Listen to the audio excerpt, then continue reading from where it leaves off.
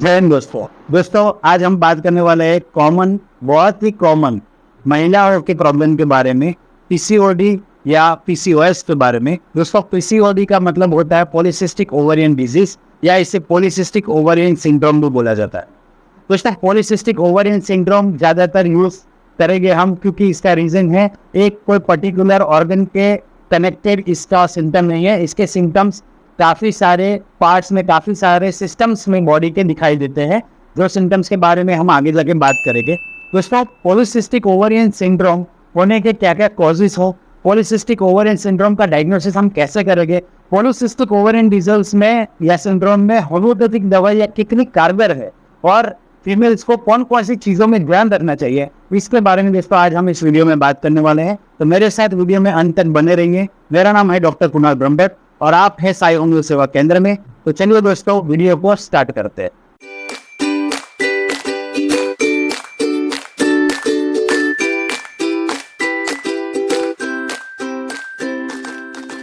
दोस्तों, पीसीओएस आजकल के दिनों में इतना कॉमन है कि हर 5 महिला में से 1 महिला आपको पीसीओएस की कंप्लेंट के साथ जरूर दिख जाएगी। दोस्तों, पीसीओएस के बारे में बात करने से पहले हम थोड़ा सा ओवरी के स्ट्रक्चर को समझ लेते हैं, क्योंकि अल्टीमेटली ये ओवरियन सिंड्रोम है, ओवरियन डिजीज। दोस्तों, ओवरी एक ग्लैंड है जो यूट्रस यानी कि बच्चा दाने की दोनों साइड, राइट साइड और लेफ्ट साइड में सिचुएटेड है। दोस्तों, इसके फंक्शन की बात करें तो ओवरी का मुख्यतः काम होता है ओवम को रिलीज करना। ओवम यानी कि एग को रिलीज करना। जब मेंस्ट्रुअल साइकिल होती है, जब वो ओवम रिलीज होते हैं और फर्टिलाइज नहीं होते हैं, यानी कि अगर हम लोग बात करें अनमैरिड वुमेन की जिसका सेक्सुअल फंक्शन नहीं है जिसके अंदर, वैसे लेडीज में जनरली ये ओवम स्पर्म के साथ फर्टिलाइज नहीं होता है, रप्चर होता है, और उनके रप्चर के कारण एवरी मंथ मेंस्ट्रुअल साइकिल होती है। मैरिड महिलाएं के लिए या तो जिनका सेक्सुअल इंटरकोर्स एक्टिव महिलाएं है, वैसे महिलाएं में ये जनरली जो एग रिलीज होता है एट द डे ऑफ 14, 14 दिन पे जब ओवल्यूशन आता है, जब एग रिलीज होता है, तो ये एग स्पर्म के साथ फर्टिलाइज होके जाइगोट का फॉर्म लेता है, और जिसकी वजह से चाइल्ड का डेवलपमेंट होता है। दोस्तों, ओवरी का एक और फंक्शन है, ये फीमेल में सेक्सुअल हार्मोन को डेवलप करता है, जैसे कि ये सेक्सुअल हार्मोन एस्ट्रोजन, प्रोजेस्टेरोन को डेवलप करने का काम करता है। तो दोस्तों, as a female reproductive system ovary का बहुत इंपॉर्टेंट रोल है। जब ये ओवरी में से ओवम ना बने, और या तो फिर इनका जो ओवम है वो सिस्ट के रूप में रह जाए, यानी कि पानी के गांठों के रूप में इकट्ठा होने लगे, मल्टीपल सिस्ट का फॉर्मेशन होने लगे, तो वैसे केसेस को, वैसे डिजीज को हम बोलते हैं पॉलीसिस्टिक ओवरियन डिजीज या पॉलीसिस्टिक ओवरियन सिंड्रोम। जब इस सिम्टम्स की वजह से, इस ट्विस्ट की वजह से और भी सारे लक्षण आने लगे, तो उसे हम लोग सिंड्रोम बोलते हैं। दोस्तों, इस सिंड्रोम के बारे में आगे मैं बात करूंगा कि इसके क्या कॉज है, कैसे उसको डायग्नोस करेंगे। तो चलो दोस्तों, आगे बढ़ते हैं इसके डायग्नोसिस और इसके कॉजेस के बारे में बात करते हैं। दोस्तों, जनरली अगर कुछ 4-5 सिम्टम्स ऐसे आते हैं जो कॉमनली अगर फीमेल पेशेंट्स बताती है, तो ऐसे केसेस में हम लोग पीसीओडी, पीसीओएस का जजमेंट ले लेते हैं। लेकिन दोस्तों, ऐसे केसेस में कंफर्मेटिव डायग्नोसिस होना भी काफ़ी ज़रूरी है। तो दोस्तों, ऐसे केसेस में पेशेंट का पहले तो सोनोग्राफी करवा लीजिए।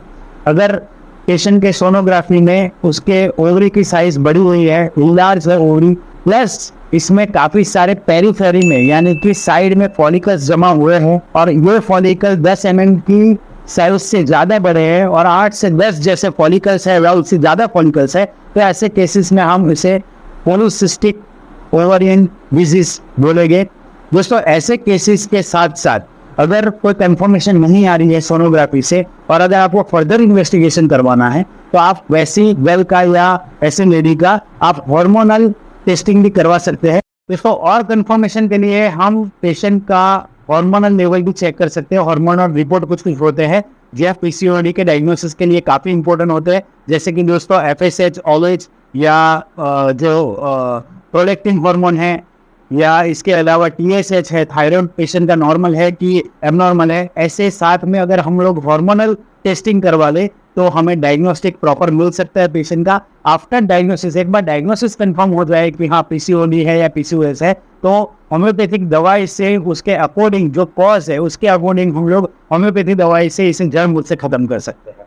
दोस्तों, आगे बात करते हैं इसके कॉजेस के बारे में। दोस्तों वैसे एज सच इसका कोई पर्टिकुलर कॉज नहीं है, लेकिन काफ़ी केसेस में जेनेटिक, अगर मदर को है तो ऐसी गर्ल्स में होने के चांस बहुत ज़्यादा होते हैं, या इन्वायरमेंटल स्ट्रेस इंड्यूस, या ओबेसिटी, ओवरवेट, अगर फीमेल का जो वेट है वो ओबेसिटी है। ओबेसिटी का मतलब होता है दोस्तों मॉर्बिड ओबेसिटी जो होती है, उसका मतलब होता है कि अगर वेट हाइट के अकॉर्डिंग अगर पेशेंट का BMI 30 से अबव है तो ऐसे केसेस में हम बोल सकते हैं कि पेशेंट ओबेसिटी से सफर कर रहा है। तो ओबेसिटी भी एक मेजर कॉज है, स्ट्रेस एक मेजर कॉज है जो PCOD डेवलप करता है। दोस्तों PCOD के कॉजेज के साथ साथ अगर उसके सिम्टम की बात करें तो पेशेंट में मूड स्विंग होना, यानी कि पेशेंट को इरिटेट रहना, गुस्सा जल्दी आ जाना, चिड़चिड़ाहट होना, इसके साथ साथ वेट गेन होना, अनवांटेड वेट गेन पेशेंट का हो रहा है, इनरेगुलर मेंस्ट्रुएशन, मासिक महीने पे रेगुलर टाइम पे ना आना, या तो कम आना या एकदम एब्सेंट रहना, इन 2-3 महीने 4 महीने तक मासिक ना आना, ये सारे सिम्टम्स PCOD में दिखाई पड़ते हैं। इसके साथ साथ फीमेल की ज़्यादातर कंप्लेन होती है डिसमेनोर, यानी कि पेनफुल मेंस्ट्रुएशन की, मासिक के टाइम पे ज़्यादा पेन होना, या कोडो के पार्ट में यानी कि लोअर एब्डोमेन के साइड पे पेन होना, या थाई में पेन या बैक में पेन होना। तो ये सारे सिम्टम्स दोस्तों PCOD में दिखाई देते हैं। तो PCOD का डायग्नोसिस करके इसके सिम्टम के अकॉर्डिंग अगर हम लोग होम्योपैथिक ट्रीटमेंट का सहारा लें तो दोस्तों मैं आपको श्योरिटी के साथ बता सकता हूँ कि PCOD का केस होम्योपैथिक दवाई से जड़ मूल से ठीक हो सकता है। दोस्तों इसमें कौन सी मेडिसिन है जो होम्योपैथी में आप आराम से PCOD के केस में खा सकते हैं और जो आपको PCOD के केस में रिलीफ दे सकता है। तो दोस्तों आगे बढ़ते हैं, बात करते हैं PCOD की होम्योपैथिक ट्रीटमेंट के बारे में। तो चलिए दोस्तों आगे बात करते हैं PCOD की कुछ होम्योपैथिक मेडिसिन के बारे में जो बहुत अच्छे से PCOD के जैसे कंप्लेंट को जड़ मूल से खत्म करने के लिए कारगर है। दोस्तों पहले बात करते हैं बहुत ही ज़्यादा इंपॉर्टेंट मेडिसिन पल्सोटिला के बारे में। दोस्तों पल्सोटिला की जो फीमेल या गर्ल होती है उनको जनरली प्यूबर्टी के टाइम से ही प्रॉब्लम्स आना शुरू हो जाता है। प्यूबर्टी यानी कि पहला जो महीना स्टार्ट होता है, उनका जो पहला मासिक स्टार्ट होता है, तब से उनको प्रॉब्लम शुरू हो जाते हैं। उनकी जो मेंस्ट्रुअल फ्लो है वो काफ़ी स्कैंटी यानी कि बहुत कम होता है।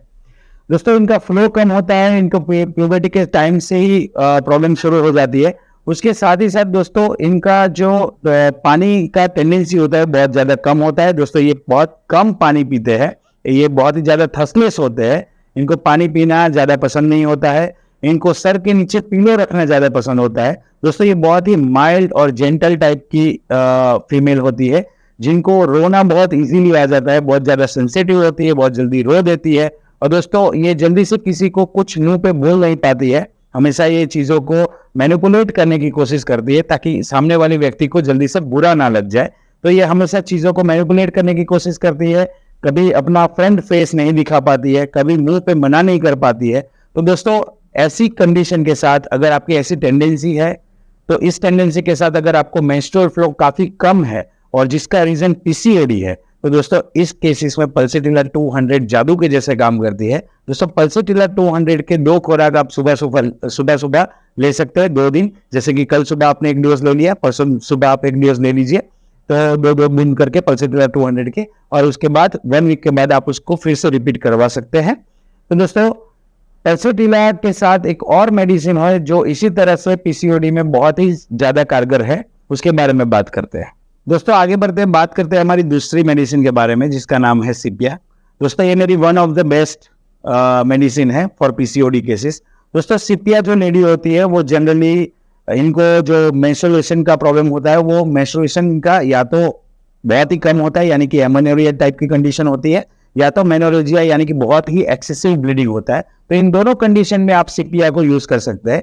दोस्तों सिपिया में लेडी को अपने जो एब्डोमेन यानी कि जो पेल्विक का रीजन है, लोअर एब्डोमेन पेल्विक का जो रीजन है, वहां पे हमेशा एक बियरिंग डाउन सेंसेशन रहता है, यानी कि वहां पे उनको हमेशा ऐसा फील होता है कि कुछ चीज नीचे की तरफ आ रही है। तो दोस्तों ये जो बियरिंग डाउन वाला सेंसेशन है, इस टेंडेंसी के साथ उन सिपिया लेडी को हमेशा लेग क्रॉस करके बैठने की आदत होती है, वो हमेशा अपने लेग को क्रॉस करके बैठना पसंद करती है।